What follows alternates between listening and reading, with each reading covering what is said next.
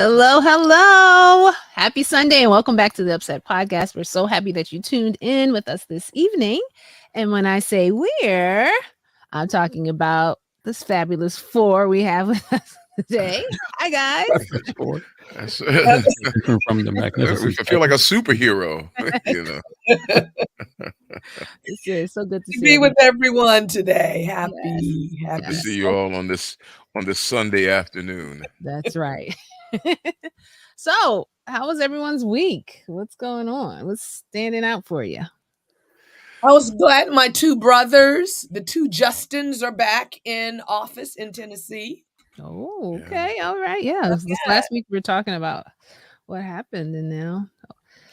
Yeah, that was, I mean, the level of racism and bigotry and hypocrisy there is so glaring. Yeah. That it requires the boldness of it. Yeah, it requires some real contemplation, you know. Yeah. I think it helped a lot of people see, because there's some people who believe, what, racism doesn't exist. Why are you guys always complaining about it? I mean, how can you deny that? I mean, that's like in your face kind of stuff. But yeah, truly. And they're such intelligent young men. I'm just impressed with both of them when they're speaking. I mean, very, very knowledgeable, very wise. And the first Justin that was reinstated, I think he is a pastor, has his MDiv. Oh, really? That's what I heard. Yeah. Oh, I didn't know I that. didn't know that either. Okay. It kind of put me in the remembrance of the Street Brothers, Philadelphia City Council. Yeah, I mean they were. They got pretty radical. that would be the understatement of the year. I will never forget. I was a young man. I just joined the church, and Milton Street, who recently passed, he and his brother John, they were trying to find ways to end homelessness, and they were getting people into homes that had been left vacant or abandoned. And one news reporter asked Milton, says, well, how do you get into these vacant homes? And he says, I have a skeleton key. And he lifted up this wrench about the size of Rhode Island that he was just using to break the locks off of doors. Wasn't there one incident where Milton chained himself to the council chambers or something? Do you remember that? Or was it John that did that? It could have been either one of them. I don't remember that, but I do remember one incident where they locked themselves into the general conference session over in Atlantic City. Oh, really? I was there. Yeah, really? There. Yeah, they had signs, and you have to get John Street to tell you that story. It was about maybe 5 or 10 people, and somehow or another the general conference folks got so afraid of the protests that they locked the door and assumed that there were hundreds of others out there with them. There's only a handful of us, and we're negotiating with them, and they're like, okay, what else do you Negroes want? And, and so he said it changed the face of the denomination with just a handful of people. But, wow. Well, funny story, that one. I didn't want to hear a story about another shooting, but the bank incident in Louisville. And Chuck, it happens so often. You almost forget. Was that this week? You don't want to get used to it, but yeah. Well, what shocked me the most, okay, you see another shooting where you're always hurt by that because there are families that are right. devastated and all. But I understand, and correct me if I'm wrong, in Kentucky, you can carry without a license to carry. You can purchase a gun faster than almost any other state. I think the background story was that guns are so accessible in Kentucky, and you can carry a concealed weapon without having a permit. Did you get any of those details? I'm not sure, but I didn't know. I mean, I know that there's several states that are pressing for that, but what people don't know is that in Pennsylvania, you can carry a gun openly. Oh yeah. Oh, I've seen them right open carry. Neighborhood. Yeah. I mean, you see a guy come in, to pick up his groceries at Walmart, and he's got a Colt 45 on his. Yeah. It's just weird, you stand there trying to check out your food. Hey, this guy's got a gun as big as a tank sitting on his belt. At first, the first thing you think, oh, he's an undercover police officer or whatever, because they, there are times they come into stores and you can see their service revolver, generally accompanied with a badge somewhere. But this was just John Q. Public walks in with this huge gun on his side, and it's demanding respect. But I guarantee, if they look like us and they go into the store carrying those guns, that somebody's gonna call 911. Security cameras already. Yeah, 911. Yeah, following them. Yeah, that's good true. point. Yeah. So how do you guys feel about this warm weather? Let me just say, with this whole shooting thing, what it says to me is not only watch and pray, but just be mindful when you go into public areas. Yeah, your surroundings. I was thinking about that. Just pay attention. That's all. Yeah. At all times. Well, I just heard that story, but this one lady, I think it was here, guys. She and her son were in the car. I don't know if she was a school teacher or something. Somebody just came and shot him in the car, right? Shot her. Shot her. Shot her in the car. And it was clearly a targeted shooting. They didn't try to steal anything. They didn't try to grab the car. They walked up to the car. She had gone to Dunkin' Donuts drive-through. That's right. And they came up and shot her in the car. The day before that, another 22-year-old woman was shot 5 times and killed. When a society begins to prosecute and adjudicate and do violence against women the same way they do towards men, and when it begins to spread to children, then that society is on its way to absolute failure. And we're seeing more women becoming targets of gun violence now than we have in years gone by. It's really sad. You see, I was trying to pivot to the warm weather because it was me. Love the shooting. Yeah. So what about the 80-degree weather? No, it's just. I do love that, Tosh. I do love that. Nice. It's toasty. It's allergy season. It's often, and everybody's like, they love the weather. They're torn. They love the warm weather, but they hate the allergies that come along with the season. I think this weather break is going to be more amenable to most people because of being locked, being shut up for so long. Yeah. And being cold for so long. Last year, even when it was summer, there was still a measure of, masking and you got to be careful and distancing and all that. Now this year it's pretty much wide open. And folk are happy to get out and, get in the park and, do stuff outside. So do either of you guys have allergies? I do. I don't. I had one season. I was like, "What's going on? Why's my nose itching?" And I was like, "Wait, this sounds like what people who have allergies say." And then I realized I went through a bout of it, but I haven't had it since. That was probably about 2 or 3 years ago. Especially when they cut the grass and things like that. It's like it was. Yeah, I grew up too poor to have allergies. Well, we can loan you some if you want them. Yeah, but my heart goes out to those who suffer with it because I understand that it's very challenging, hard to keep the eyes open and all of that. But all right, guys. Well, we're kind of missing a couple of people. Right? A couple of people here. Can you provide explication for Director of Communications and Media? Well, let's start with Pat. Some of you may know that he is in the motherland. He's actually in Botswana right now. Preaching for their camporee, similar to like our Oshkosh, our Gillette experience. So he tried to be with us. He tried so hard. Yeah, we had him for a minute. We had him for a few minutes, and then he disappeared in the crowd like Jesus, but he was here. And GP wasn't able to join us, just life stuff. So we press on. We press on because Patrick gave us reasons and all. GP did like the guy in the story of Jesus. I have taken and I cannot come. I give you no reason. I just got married. That's right. I cannot. I know. But the topic that we're actually talking about today, I wish we could say it's unfamiliar to us, but it's actually something that I think everybody who exists can relate to. And I didn't realize that this was actually a month separate from mental health awareness, but stress. April is Stress Awareness Month. And I always say if there's an awareness month about something, it's because there's an obvious indication that it's something that we need to address or look at a little bit more closely because it may be affecting us in a way that many are overlooking.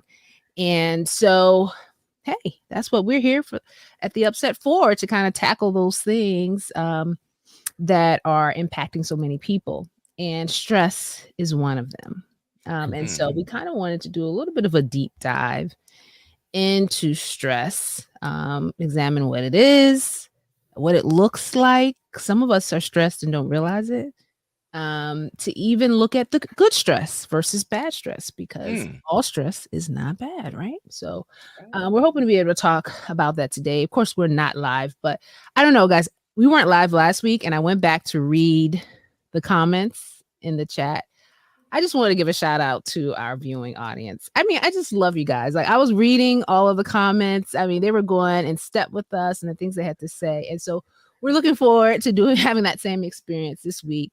Just chiming in and commenting on your stresses, how you manage them, because we want to talk a little bit about that. See what the Bible says about stress and come up with some ways for us to deal with it. So I think the best way to start, guys, is just giving a definition of what stress is. So let's start. Well, before I read the official, when you guys think of stress, what comes to mind? A pressure brought to bear upon the psyche and the soul from some expectation or some need to perform. That's just what I think of. Yeah, that's good. That's good. Yeah.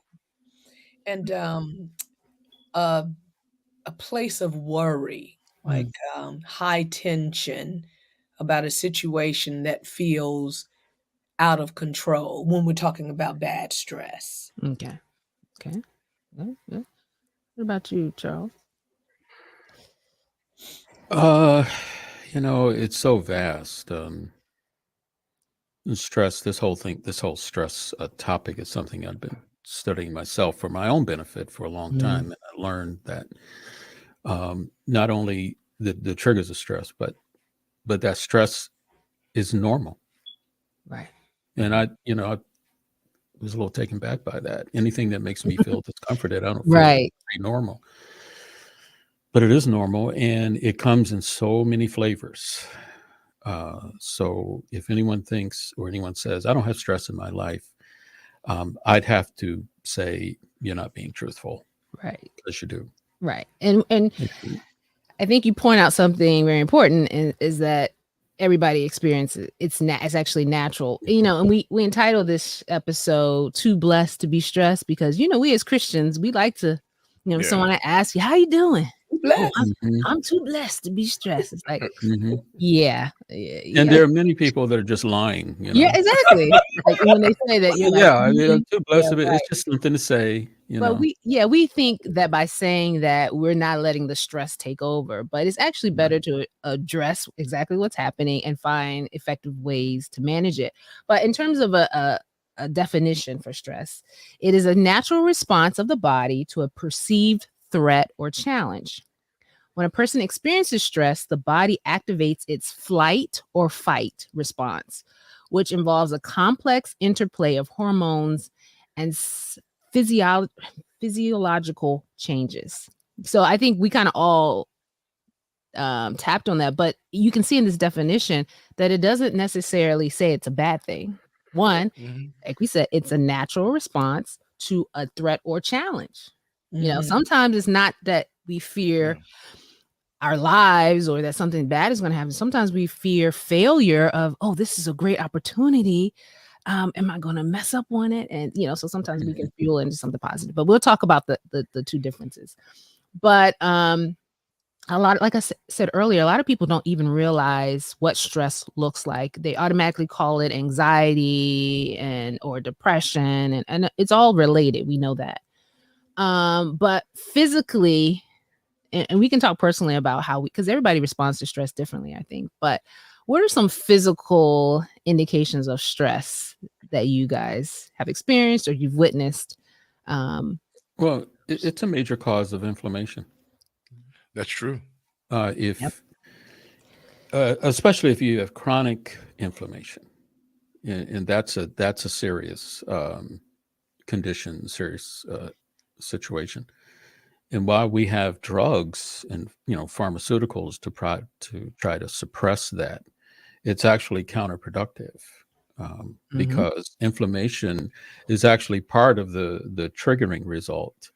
And inflammation in of itself is not bad, because that's what the body is designed to do when it experiences trauma. You get a cut, or broken arm or whatever. Your body becomes inflamed, or at least in that area, because that's part of the response mechanism. But it also is triggered by emotional situations. One, in some of my study on this, I wanted to highlight one statement by a researcher. She says that the reality is that anything that causes a person to question whether they have the ability to cope or manage, no matter if it's a physical, mental, psychological, lifestyle related, or environmental, triggers some level of stress response. And that pretty much covers it all. That's life. Right. And it's based on that individual, because have you ever seen like two people, or even you and someone else, same situation is presented to you, you're Right. fine, but you look over your neighbor and they're like falling apart, and you're like, what's going on? We're just going. But for them, they're perceiving it totally different than what you're perceiving. And for them, their experience causes stress because either they feel threatened by it or challenged or something of that nature. And so that's why it's sometimes important for us to look at how other people are responding to it, because sometimes we may look at things like, why are you stressed out about that? But that's because we're built differently. What stresses me out doesn't necessarily stress you guys out, right? But what do we do with for example, a passage of scripture like Philippians 4:6, where it says, "Don't be anxious about anything." The thinking that, and you hear people say this, and it really frosts my socks when somebody in the church will get up and say, I'm really worried about this. And then, Sister Sanctimonious gets up right behind and says, if you really trust in the Lord, you will not be worried about anything like that. Yeah. And it's, what do we do about that when people think that being stressed is a repudiation of faith, and that if you're really holy, you won't be stressed? I think people are misinterpreting what that verse is really saying. The fact that it says do not be anxious means that you're going to feel this. But that doesn't mean that you have to stay that way. That doesn't mean that you don't have help. That doesn't mean that God isn't there for you to help you get out of it. Go ahead, Pastor. Go ahead. So I think when we try to use that or blame people for feeling a certain way, we have to remind them it's not, we're still in a sinful world. We still, are dealing with our human tendencies. But the good news is we have a supernatural power that's there to help us work through it. And that's what that verse is really trying to tell us, is that, when we feel this way, this is what we should do. Not you shouldn't feel that way at all. We have to get it Well, right. it's one of the, in my opinion, it's one of the classic examples of the battle of flesh and spirit. Because that's what we go through. That's what the soul is made of every day. Every day is flesh and spirit. We have to make decisions based on flesh or spirit. Somebody cuts you off on the highway, immediately it's flesh or spirit. You either curse the guy out or try to wreck his car, or you say, God bless you, son. I just hope you don't kill yourself before you get home. It just depends on what's going to be dominant in your everyday life, your everyday method of operation. If you are a spirit-filled, spirit-centered person, when things come upon you, you just handle it differently than someone that is more flesh-driven. Because we get real fearful when people, I try not to use the term worry. I try to use the term concerned instead. Because you can be concerned about something without worrying about it. Is worry, is that considered to be an absence of spirit? Or Worry and absence of spirit. Well, some Yeah. people will interpret it that way. I mean, before we go far, I want to just turn our attention to a dark Friday evening 2,000 years ago, when a man in a garden without the presence of his friends Sounds like we should became have had music with this. became so filled with anxiety and worry that it produced a condition known as hematidrosis, where the pressure of the worry leads to the expanding of the capillaries to the point that you actually sweat blood. Yeah. And Jesus was in the Garden of Gethsemane, and he was sweating blood. That looks like worry. It looks like a little bit of anxiety there. I mean, well, Definitely since you brought has up the that. physiological, yeah, a physician or a healthcare professional would tell you that's a natural human response. yeah. Because when you look at the damage that stress causes, I mean, it almost affects every organ of the body. Right. There are actual trials that show that Yeah. it affects the immune system. Yeah, the Blood digestive system. pressure, heart rate. So I think that, yes, there are some physical manifestations of stress. And as you related that account, that could be an explanation of it. That it's a physical response. And I want to say too, different levels of stress, because even when we look at Jesus, when he was constantly running from his life, I mean, he wasn't stressed like when the time came for him to actually die. So, with us, there's sometimes we have stress that feel a little anxious, but then there are times where it's a real concern, especially when someone is really sick and you don't know what the prognosis is. You don't know what the outcome, there's a great concern. But I love the scripture tally of Philippians 4. I love that scripture because it reminds me to be at peace, even if I am worried and stressed. And I know that's a natural response that helps me. Okay, let me just keep trusting in God. It's going to bring peace. Because I don't know about you, sometimes that stress can take you to a level where, you're so anxious, you feel changes in your body. You feel, shaky, nervous, just unsettling, and you go to the scripture and you remember what it said, and he's like, oh, because you just reminded, Lord, just take my cares, take them. And I agree that it's very natural. I agree that it happens to all of us. And I like what you said, Chuck, about the warring between the flesh and the spirit. But yeah, man, it happens at various levels in our lives. But that's why when you go to the doctor, whether it's for a checkup or because your heart rate's elevated or something's off, one of the questions they ask you, or a series of questions, is determine your stress level. Like, are you experiencing any stress? Like, how's your marriage? I mean, they'll ask you all kinds of things because it affects your health directly. It's not just what's going on in your mind. It's, like we were saying, it affects your body. And when we think about chronic stress, obviously the word chronic indicates that it's over a period of time. And this is when it can get to be a little bit more concerning, because at this point, this is repeated behavior. This is a repeated state of mind, which can cause living life to be pretty unbearable for some people. And have you guys run into people who just look stressed? Like it's in their eyes, like they're constantly on guard, and you're like, what's going on? You know what I mean? So some people call that paranoia. Well, yeah, it's one of the things, and you had mentioned it, Tasha, earlier, is that stress is not necessarily bad or good. It simply is. But the thing that we have to acknowledge is that the Creator designed the human stress response system because it's a good thing. I mean, there's a book called by a guy named Robert Zapolsky called "Why Zebras Don't Get Ulcers."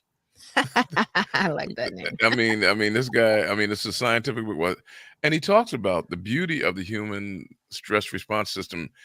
That when you're under stress, he says that you hear about people where they say, "Man, he was so scared he wet himself," or he soiled himself. Well, that's because the body is saying, hey, listen, there's a saber-toothed tiger that just jumped out the bushes. The last thing you want to slow you down It's an intestine full of waste material.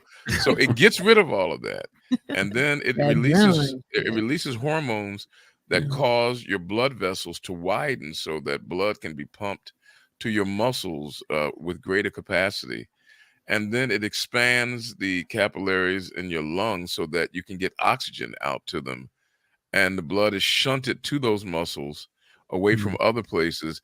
You don't want to be trying to digest that wham sandwich you had when you need your muscles to be running to get you away from the saber-toothed tiger. That's a gift. That is the gift of stress. He said, but Zapolsky said, the problem is with humans is that moment, because this system is designed to kick in for the moment, when you start putting moment upon moment upon moment, and those chemicals that enlarge the blood vessel, when it stays over time, then the blood vessels calcify, harden, and then you get atherosclerosis, and the system. It's like using a medication, and when you use it too much, you become addicted, and then you get sick. That's what happens. And it also affects your decision making. When you're stressed, you may not make the right decisions because you're stressed or you're afraid or fearful. You want relief right away, so you go the least, the least route to get to satisfaction. So it affects it's in all aspects of our lives.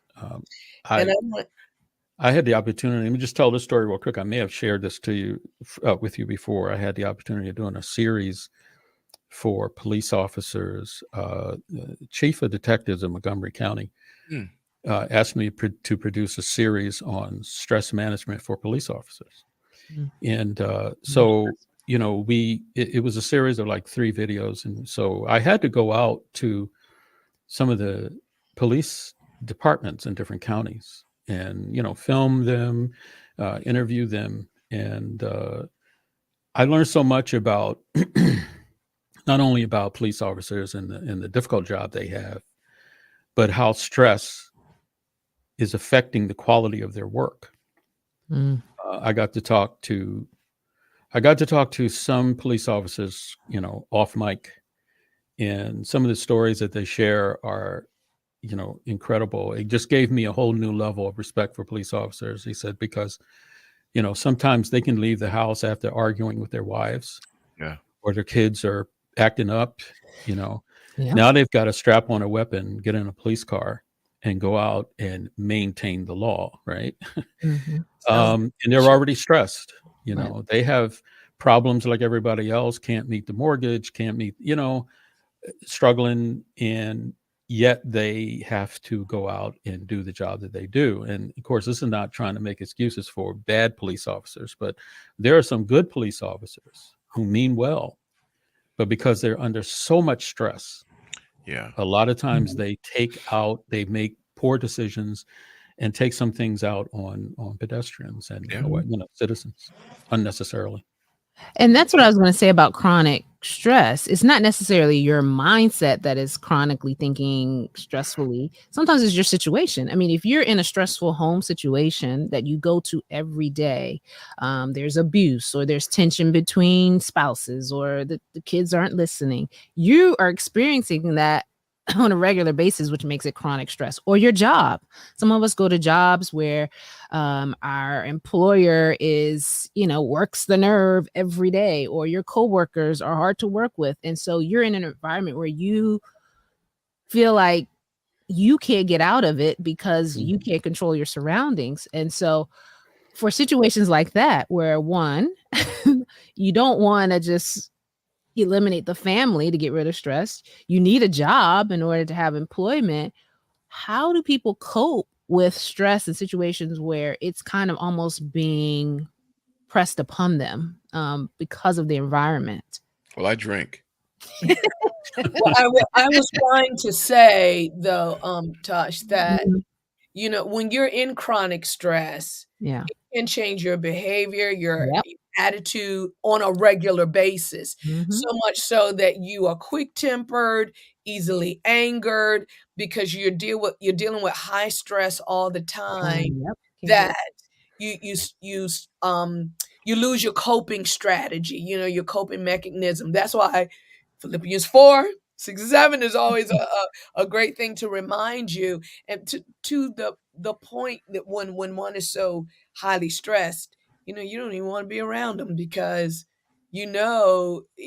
they are easily angered, or they take things in a certain way, which means we really have to be patient with one another, because as was said, home situations are tough. And I want to say this, Chuck, what you were saying about pastors. Do you know us preachers on Sabbath mornings, family members are fighting, stuff's going on, high tension. We get in the car first and say, Happy Sabbath. And the mind is like this, right? You got to preach it. You got to say, Holy Spirit, help me, right? And when you think about what the police have to do, think about what us pastors have to go through. And sometimes the enemy makes sure that happens on a frequent basis because he wants to distort, and distract us from bringing the word of God. That's definitely. And when you think of it as it affects different jobs, different types of careers, I think back, like, for instance, you certainly don't want a stressed surgeon working on you, right? You certainly don't want to. You don't want a stressed air traffic controller trying to steer the airplane that you're on, or a pilot even. So when you think about how it affects every fiber of our lives, it's important for us to learn coping mechanisms, learn how to pray and to be quiet.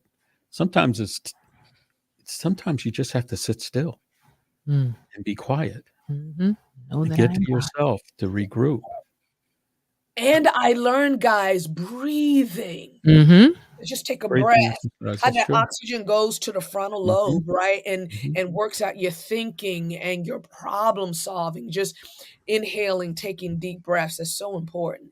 But some people, they don't think it is not. Listen, from a practical standpoint, every child, when you're growing up and you see these like pregnant women, and they're in these Lamaze classes, and they're all, and you always look like, it just seems like the thing to do, just to give them something to do. Right.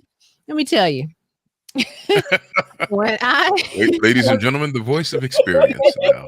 I was in labor, and I felt, and those contractions were hitting, and you feel like you can't breathe, like there's no.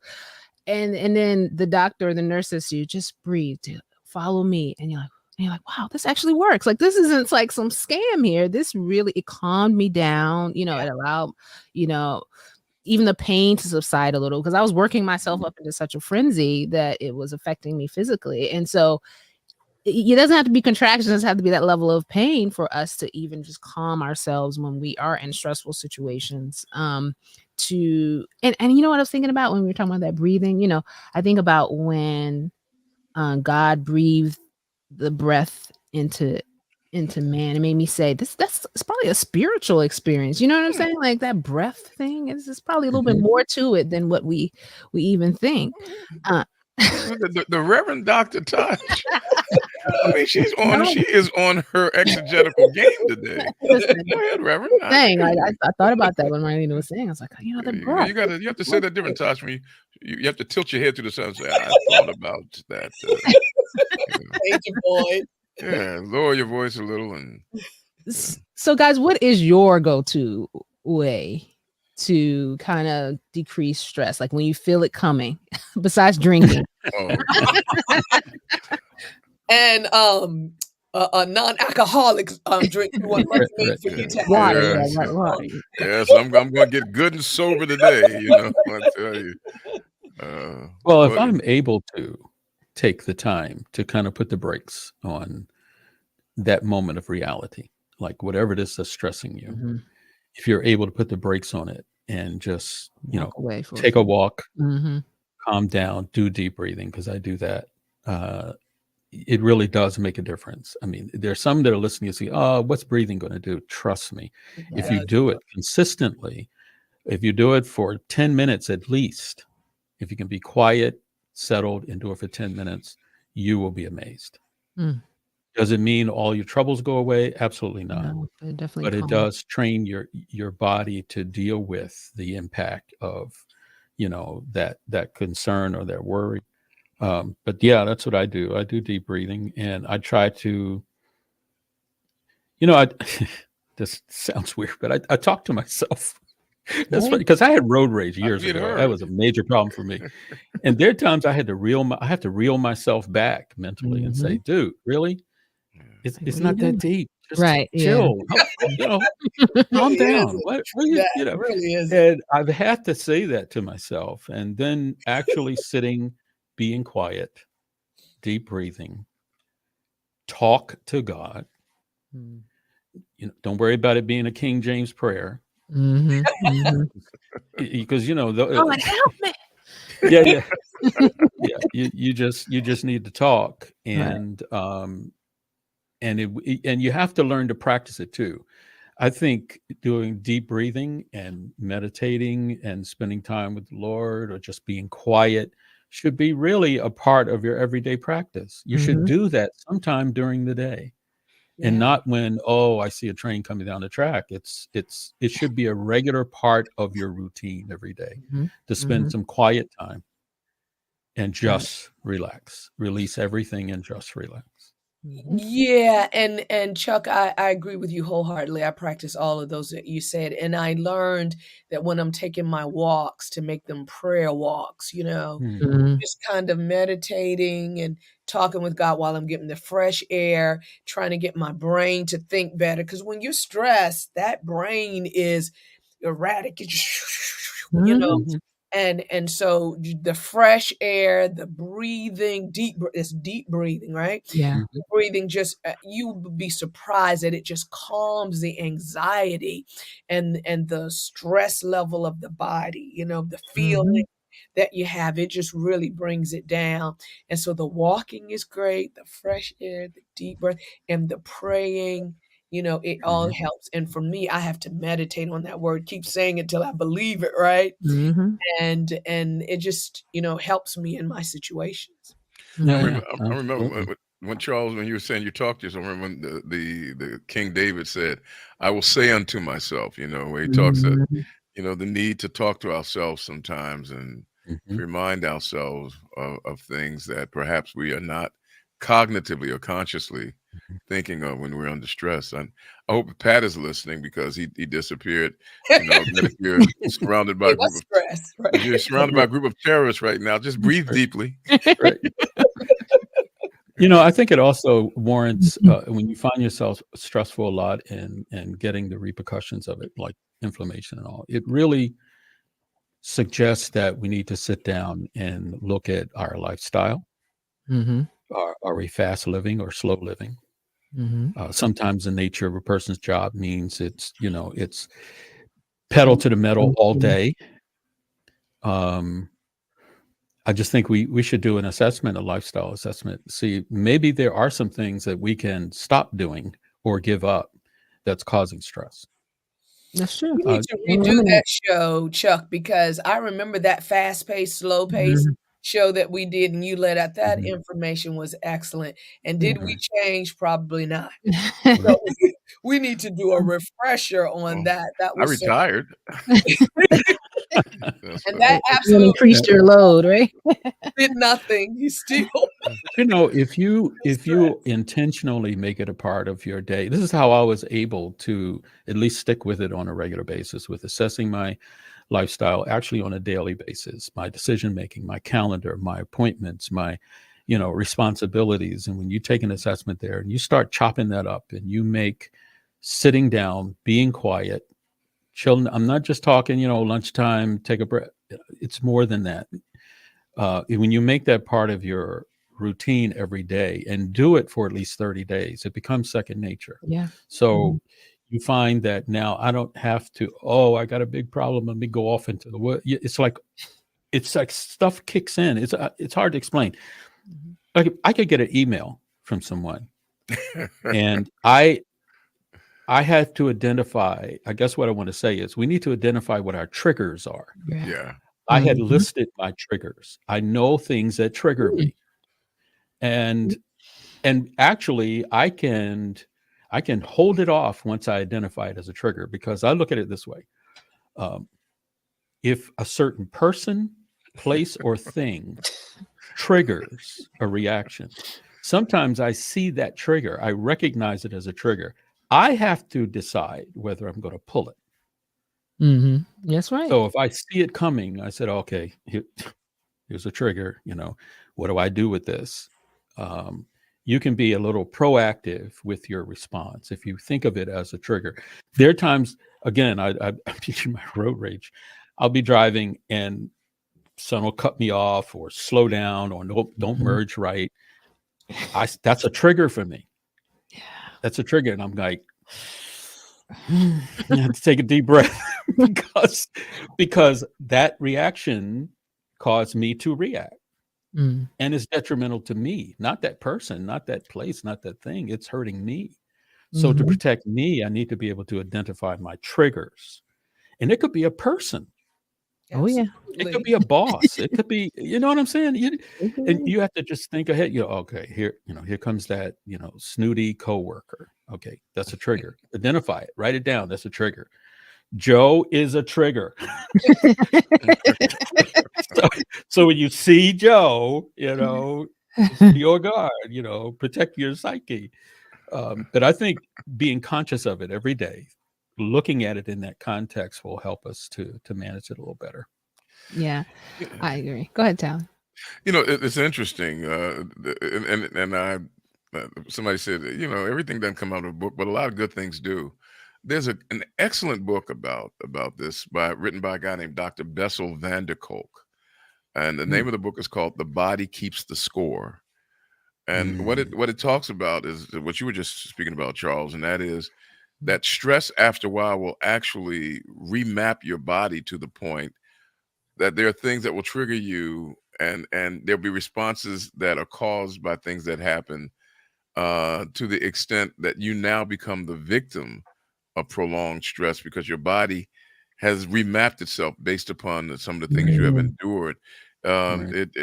Dr. Nadine Burke Harris, who used to be the Surgeon General of California, talks about how the brain gets remapped by continuous ongoing stress, which we now call trauma.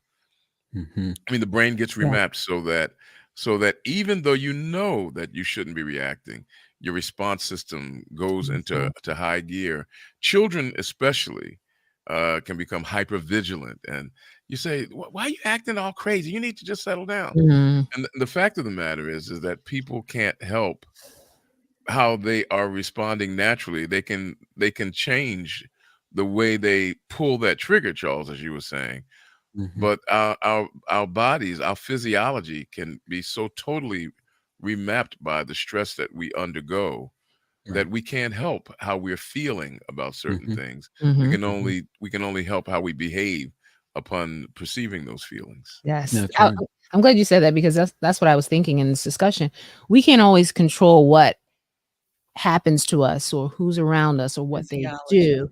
That's why a lot of our coping mechanisms are personal. I mean, I was looking at this list that I have here, relaxation techniques. That's something I can do for myself. And like you were talking about, exercising regularly. I can control how I exercise, getting enough sleep in some cases. For most part, you can control how many hours of sleep you get, unless it's a rambunctious household. Eat a healthy diet. Engage in enjoyable activities. Sometimes we're stressed out because we don't know how to have fun. We don't know how to do anything to take our minds off of all the craziness going on, because we stay in it. We don't want to laugh. We feel like that's a waste of time. We don't want to hang out with people because, it's like we almost put ourselves in these states because we're not taking the time for self-care, as we call it. Another one, it says seek social support. Sometimes, aside from talking to yourself, you talk to a friend, talk to someone else, who knows you, can kind of get you out of that funk or help you think about old times or memories. Or professional. Or a mental health professional. That was the next thing I was going to say. It's okay to talk to someone. I was watching a show this past weekend, and it was a mother and son having a conversation, a Black family. I think the son's maybe late 30s. The mother seems to be maybe in her 70s. And he was saying that he wanted to go see a therapist. And she's like, why? Why would you go do that? Yeah. What are they going to say to you that you don't already know? And I was like, wow, there's still that mindset out there, particularly in our culture, that we don't need to talk to someone. What's the point? But if somebody feels compelled to do that, by all means, do it. I mean, if that's what you feel like you need in order to get some help, do it. As someone who goes to therapy, I mean, it's invaluable. I'm just gonna say it's invaluable in helping you process your own thoughts, in having someone call you out on some of the patterns that you ignored your whole life, but are very glaring in front of your face. So, yeah, these are some of the strategies. There's one more that I think, practice time management. That was the other one that was on the list, because a lot of times the overwhelm is what causes us to feel challenged. So if we have mapped out what our day will look like or what our week will look like, we won't feel overwhelmed because we feel like we have some measure of control, because we've kind of premeditated what to expect and eliminated, like you were saying, Charles, some of those things that don't need to be on our schedules. Right. I read a line in a social scientist, it doesn't come to mind now. It's been some time ago, but I remember this one statement that stood out. He says, we are so busy trying to manage time. He said, time doesn't need management. It's 10 o'clock every day. It's 12 o'clock every day. So it's not time management. It's personal management. Right. You managing yourself against time. So when you look at it from that perspective, now you have to say, okay, it's not managing my time. Oh, 2 o'clock for this and an hour for that. It's, me. How will I fit into this time, vortex? That's why many of us who have jobs that we can pretty much set our, our schedule for the day. It's not a 9 to 5, punching a clock or something like that. People who have jobs where you have to be there at 9, you take a break at 10, you get a break at 1. Well, okay, that's all managed for you. But then a lot of times we find ourselves chopping up the rest of our day the same way. And we overmanage ourselves. Stoics believe it's okay to do nothing. Yeah. Just do quite content. Nothing. How many of us will pick a day and say, you know what, I'm not doing anything today? Yeah, well, God did. It was called Sabbath, but we messed it up. Yeah. Oh, we I remember that. Say that. That was, that's a good thing. Speaking of us messing it up, Marlena kind of alluded to this a little earlier in terms of what pastors go through and ministry leaders go through. There are a lot of times that we're church people. I mean, I think we can all identify as church people. There are a lot of times where church, the place that we're talking about, refuge and, talking to the Lord, church itself can become a stressful thing. A church environment, church life can become a stressful thing. Down that road. All right. So I wanted us to take some time, because sometimes I feel like some people don't even realize when they're actually the one causing stress for people. But anyway, but we see it all the time. Conflict with members. And this is not even if you're the pastor. You could be sitting beside some people who are going at it in the pews. And then Sabbath school or encountering people who are struggling with their beliefs or their faith. And a lot of us feel obligated, I should be able to show them the way, or this isn't working. I tried to show them this verse. I tried to show them that verse, and they're not coming around. But go ahead, Tyler. GP, who was listening from afar, first of all, he gave a great acronym: senseless turmoil, removing emotional sensible solutions, because GP is the king of acronyms. But he also made mention of the fact that during the pandemic, the Sabbath was enforced on us for at least a little while before we found another way to pollute the Sabbath from afar. But the Sabbath wasn't enforced upon us. It was there's a passage at the end of Chronicles where it talks about when the children of Israel were taken captive by the Babylonians.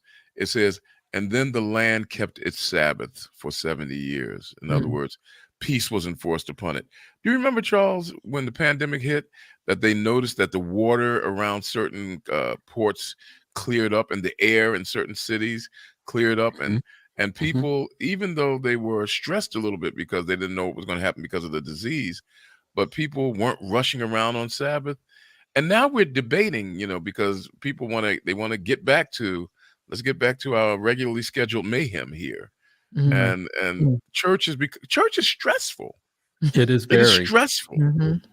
Is the sound in the old days used to be stressful because you just wanted to make sure your suit looked nice. But now you got to have the sound right, the lighting right, the choreography praise right. team's got to be the praise team has to come out. Are you turning right? Right. Young people, older people, people in between. It is extremely stressful. Yeah. And then we do our early morning Sabbath. We do early morning service, then Sabbath school, then church worship. service, afternoon Bible class, AY in the evening, and then a meeting. Then a meeting, church, business meeting. And then when the shadows get long, are you resting? When the sun sets, you say, "Thank God for Sunday, for a day of rest, Lord." I tell you, is that how you say it? Yeah, I know some people would just say, "Thank God for Sunday." I mean, God becomes the Sabbath. And when you think that God engineered that in as the first act of man, God's seventh day was man's first day, and God says, "Now look, before you do anything else, learn how to back away and to come down off of this thing. Learn that before you need to learn that." But talk about that good stress thing, because I had never heard the word eustress. Yeah, eustress. Before I want to say that church is still full of eustress and distress, right?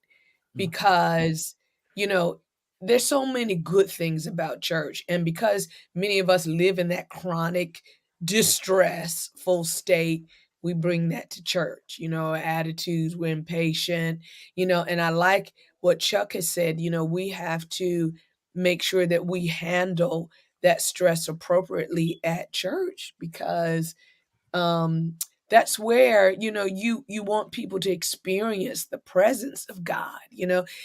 None of us come to church to be in distress, right? We want to feel the peace and presence of God. And so I think it's very important for us to come and be thoughtful of how we act and speak with one another. I think another very important thing, I know for me as a pastor, I don't like to talk to people about stuff before I preach. Yeah. Can I see you for a minute in the office? No. Yeah. Right now, yeah. I said, see me afterwards. And then one lady, she was so persistent. "Well, Pastor, I just wanted to tell you, they keep leaving dirty dishes in the sink, and I come to church, it's ridiculous." And I'm going, Jesus, help me right now, right?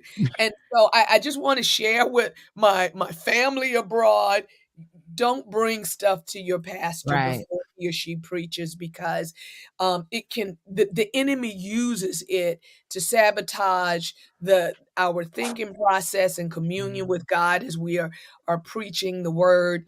And so as we've been talking about our behavior, we want to be on point about knowing what stresses us and choosing the right behavior, right? Because you want to be treated well when you come to church, and you want to treat others well, right? And you want guests who come in to see that this is an atmosphere that is different than home, is better than work.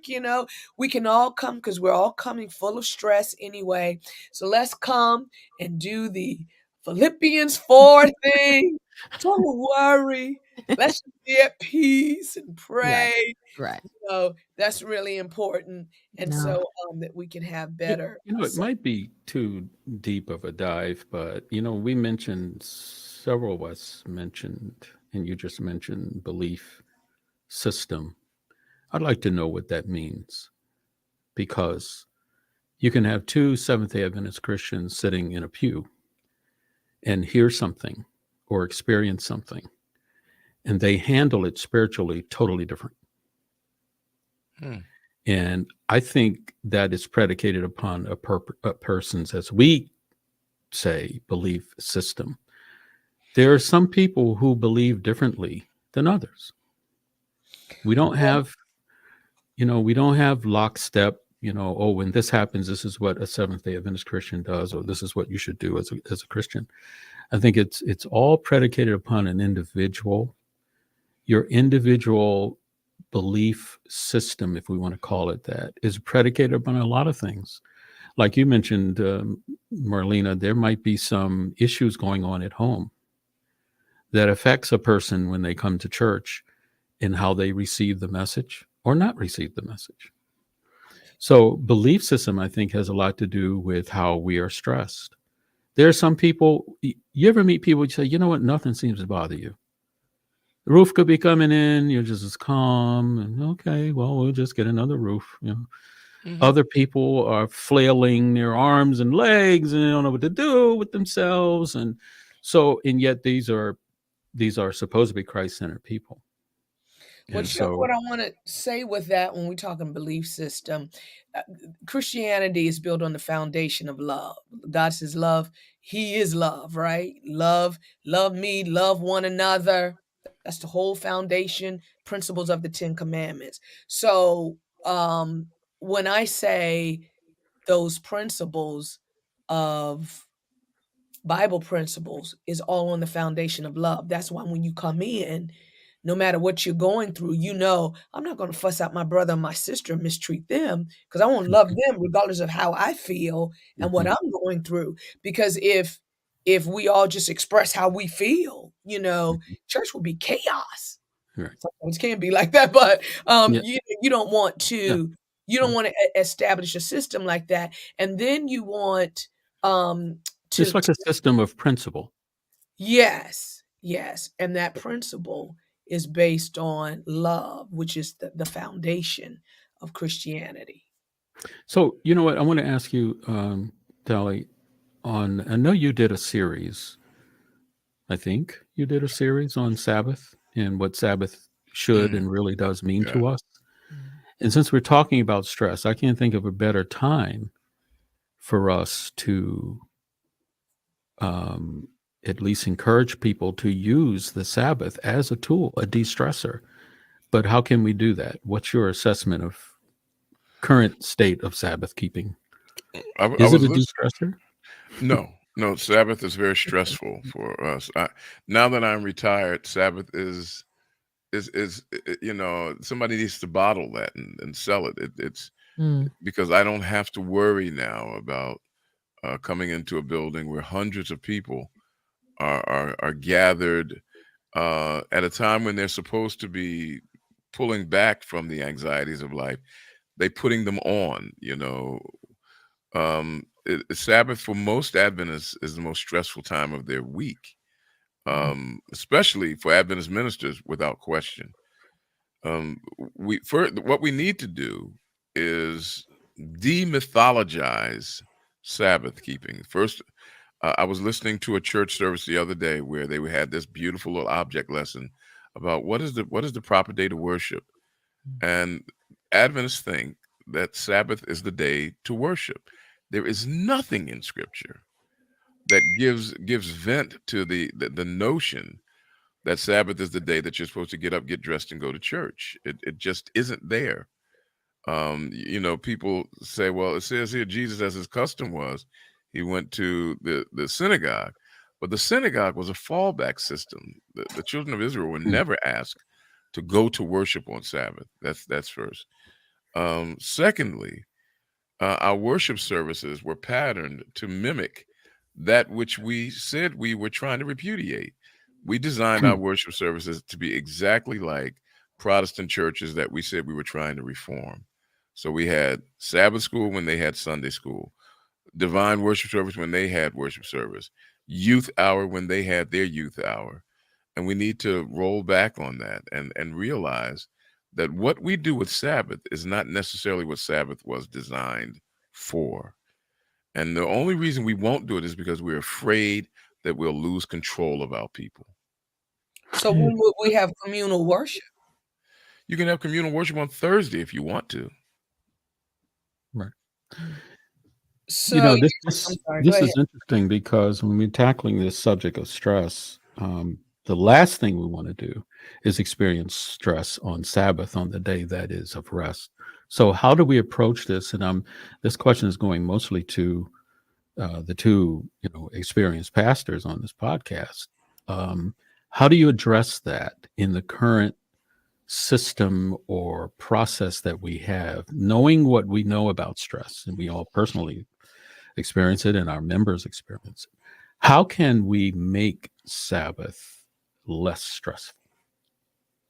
I think we can declutter it. Like you were saying, early morning, then Sabbath school, then divine service. We eat lunch, that's peaceful. But then you have youth service or Bible studies, and then so we can declutter some of that day so that it's not so highly impacted. So schedule it differently. Yeah. Well, I mean, but most of our schedule is based on a sense of theology. I mean, I know one church that was having business meetings on Sabbath because, well, it's the Lord's work. So if it's the Lord's work, we can do it on Sabbath.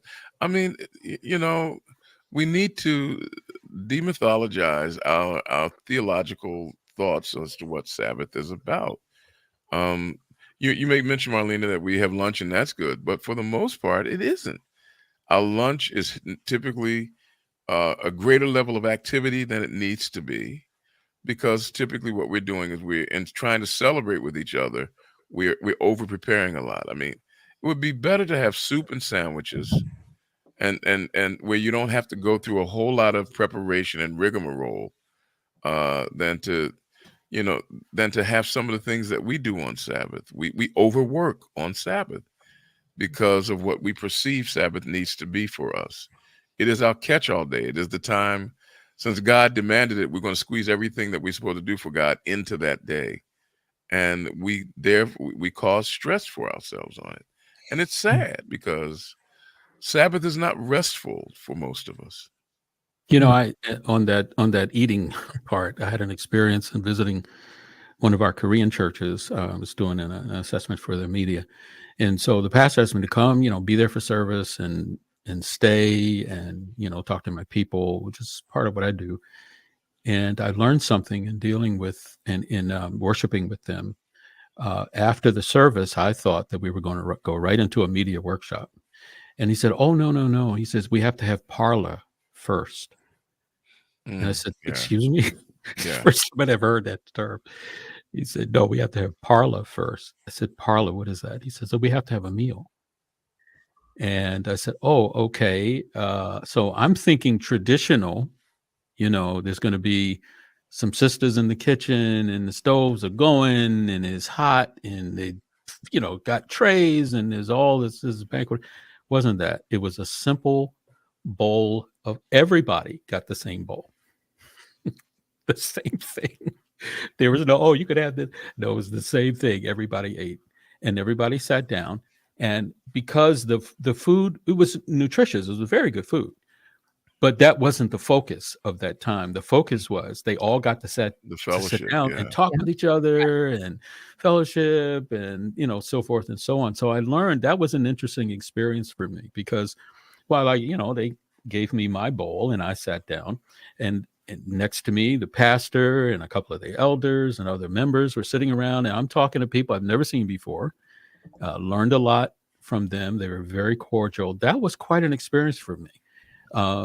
And so I think in the context of our church activities during the day, sometimes we need a stop where everything calms down, people can be a little more introspective.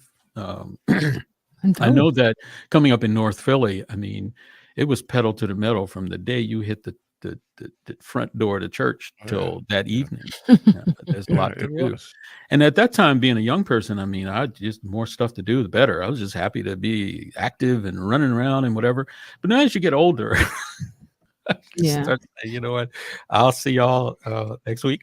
Yeah, and I think a lot of that, and I know we're going to wrap up from this, but I think a lot of that had to do with we felt like we needed to be in church all day in order not to break the Sabbath. It was almost like, as long as we're here, we're in the confines of doing what's right. And I think that maybe we have to change that mindset that just being in the church is that's not what not breaking the Sabbath is. So, But I do want us to wrap up. Before we go, I just wanted us to deal with that good stress so people can understand, because people are like, good stress, how do those two go together?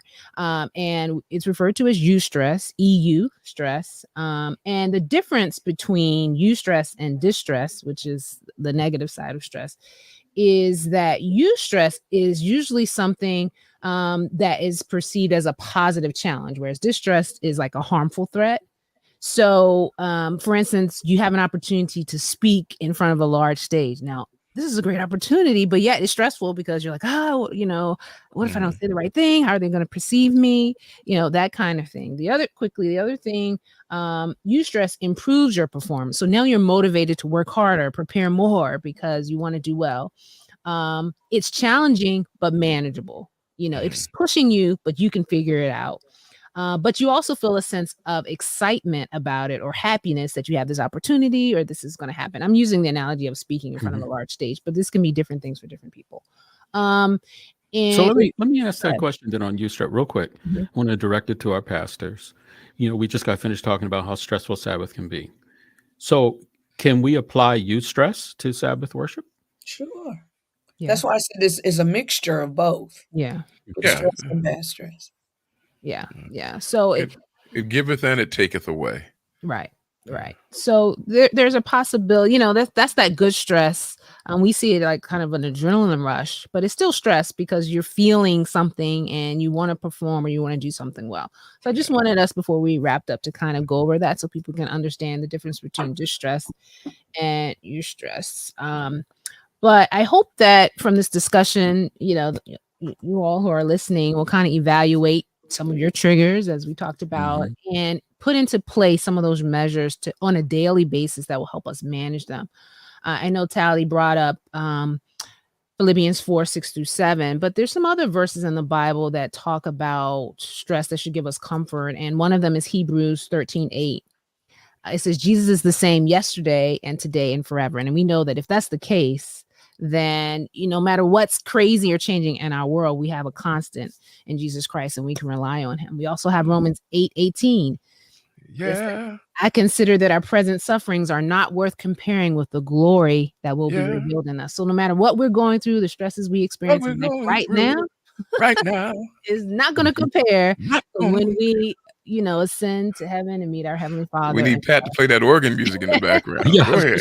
The same thing. And last but not least, Psalm 46:1, God is our refuge and strength and ever-present help in trouble. So there's no situation we can ever be in where God is not available for us to lean on. And so, can I throw in one of my favorite texts on that? Sure. Because in studying this, first thing I did was go and see what the Bible has to say about stress.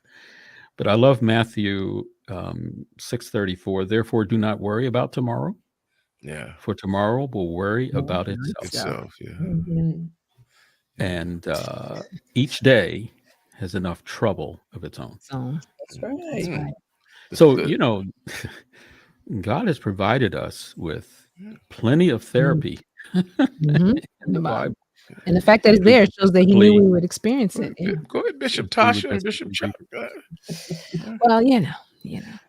All right. Well, thank you guys for the discussion. We hope that the Stress Awareness Month won't take you over, but will equip you to be aware of the stresses in your life. And hopefully there'll be more eustress than distress. But we definitely have the word to rely on.